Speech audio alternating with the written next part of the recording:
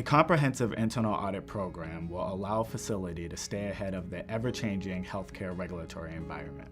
There are three main components of an internal audit program: monitoring regulations, auditing regulations, and educating staff about those regulations. When you're monitoring a regulatory environment, you should be looking at the OIG program, any of your local healthcare regulatory environment, any sort of local coverage determinations, national coverage determinations, things along that nature. When it comes to auditing, you want to make sure that the audit program has a comprehensive review methodology, clear audit steps, and clear findings and recommendations. Educating staff, you want to make sure that the staff is aware of any sort of regulatory changes, any sort of findings and recommendations from your audit, and understanding of the recommendations that were laid out so they can implement it into their day-to-day processes. An internal audit program addresses risk over all the components of the revenue cycle.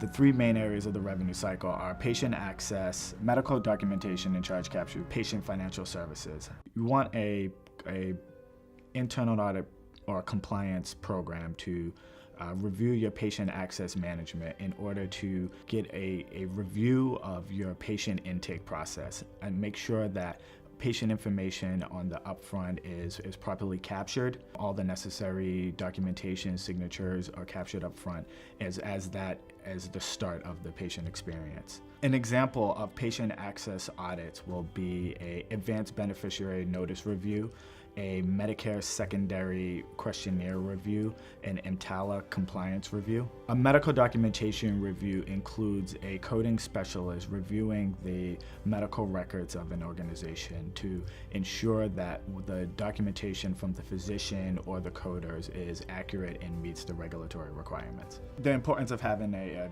internal audit in patient financial services is to ensure that claim adjudication is correct and meets regulatory and compliant rules and regulations. The importance of patient financial services is to ensure that all claims are adjudicated properly, all charges are captured, and reimbursement is properly captured. Some example of patient financial services audit include a 72-hour review, 501R compliance review, overpayment review, and a self-pay process review. An effective compliance programs allows a facility to avoid costly penalties or even worse. These penalties include False Claim Act, HIPAA penalties, anti-kickback, as well as stock law penalties. Additionally, it allows them to increase communication among staff, which leads to a better patient experience.